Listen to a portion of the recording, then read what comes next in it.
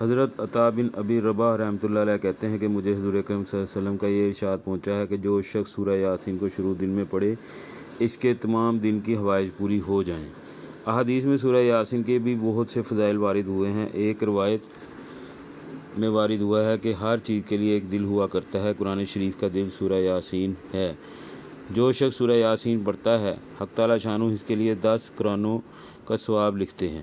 ایک روایت میں آیا ہے کہ حق تعالیٰ شانہ نے سورہ طٰہٰ اور سورہ یاسین کو آسمان و زمین کے پیدا کرنے سے 1000 برس پہلے پڑھا۔ جب فرشتوں نے سنا تو کہنے لگے کہ خوشحالی ہے اس امت کے لیے جن پر یہ قرآن اتارا جائے گا، اور خوشحالی ہے ان دلوں کے لیے جو اس کو اٹھائیں گے یعنی یاد کریں گے، اور خوشحالی ہے ان زبانوں کے لیے جو اس کو تلاوت کریں گے۔ ایک حدیث میں ہے کہ جو شخص سورہ یاسین کو صرف اللہ کی رضا کے واسطے پڑھے اس کے پہلے سب گناہ معاف ہو جاتے ہیں، پس اس سورت کو اپنے مردوں پر پڑھا کرو۔ ایک روایت میں ہے کہ سورہ یاسین کا نام تورات میں منعمہ ہے کہ اپنے پڑھنے والے کے لیے اور دنیا اور آخرت کی بھلائیوں پر مشتمل ہے، اور یہ دنیا و آخرت کی مصیبتوں کو دور کرتی ہے اور آخرت کی ہول کو دور کرتی ہے۔ اس سورہ کا نام رافعہ خافضہ بھی ہے، یعنی مومنوں کے رتبے کو بلند کرنے والی اور کافروں کو پست کرنے والی۔ ایک روایت میں ہے کہ حضور اکرم صلی اللہ علیہ وآلہ وسلم نے ارشاد فرمایا کہ میرا دل چاہتا ہے کہ سورہ یاسین میرے ہر امتی کے دل میں ہو۔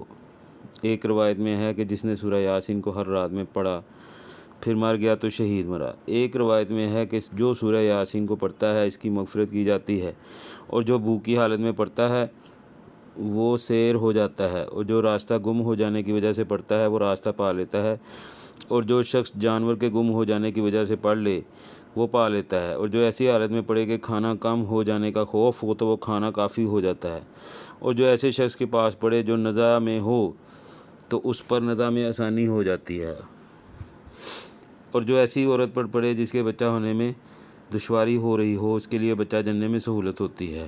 مکری رحمۃ اللہ علیہ کہتے ہیں کہ جب بادشاہ یا دشمن کا خوف ہو اور اس کے لیے سورہ یاسین پڑھے تو وہ خوف جاتا رہتا ہے۔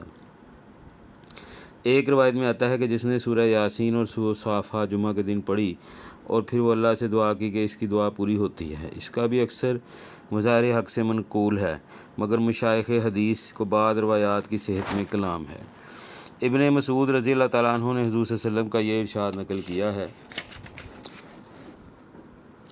کہ جو شخص ہر رات کو سورہ واقعہ پڑھے اس کو کبھی فاقہ نہیں ہوگا، اور ابن مسعود رضی اللہ تعالیٰ عنہ اپنی بیٹیوں کو حکم فرمایا کرتے تھے کہ ہر شب میں اس کو پڑھیں۔ سورہ واقعہ کے فضائل بھی متعدد روایات میں وارد ہوئے ہیں۔ ایک روایت میں ہے کہ جو شخص سورہ حدید اور سورہ واقعہ اور سورہ رحمان پڑھتا ہے وہ جنت الفردوس کے رہنے والوں میں پکارا جاتا ہے۔ ایک روایت میں ہے کہ سورہ واقعہ سورہ غنی ہے، اس کو پڑھو اور اپنی اولاد کو سکھاؤ۔ ایک روایت میں ہے کہ اس کو اپنی بیویوں کو سکھاؤ، اور حضرت عائشہ رضی اللہ تعالیٰ عنہا سے بھی اس کے پڑھنے کی تاکید منقول ہے، مگر بہت ہی پست خیالی ہے کہ 4 پیسے کے لیے اس کو پڑھا جاوے۔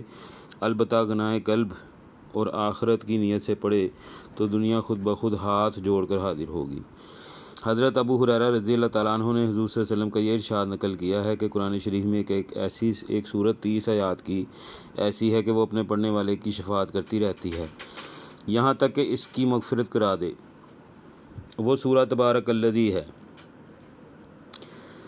جس کو ہم سورہ ملک بھی کہتے ہیں۔ یہاں تک جو پڑھا ہے اللہ تعالیٰ ہمیں پڑھنے اس پر عمل کرنے کی توفیق عطا فرمائے، اور جو ہے وہ ہم سورہ واقعہ، سورہ یاسین اور اس کے فضائل ابھی ہم نے پڑھے ہیں۔ انشاءاللہ ہم باقی صورتوں کے بھی فضائل پڑھیں گے۔ تو آپ سے التماس ہے کہ میرا چینل جنہوں نے سبسکرائب نہیں کیا وہ سبسکرائب کر لیں، اور نوٹیفیکیشن کا بٹن ضرور آن کریں تاکہ ہر نئی آنے والی ویڈیو آپ کو مل سکے۔ اپنی دعاؤں میں بہت یاد رکھیے گا۔ اوکے، بائے بائے، اللہ حافظ۔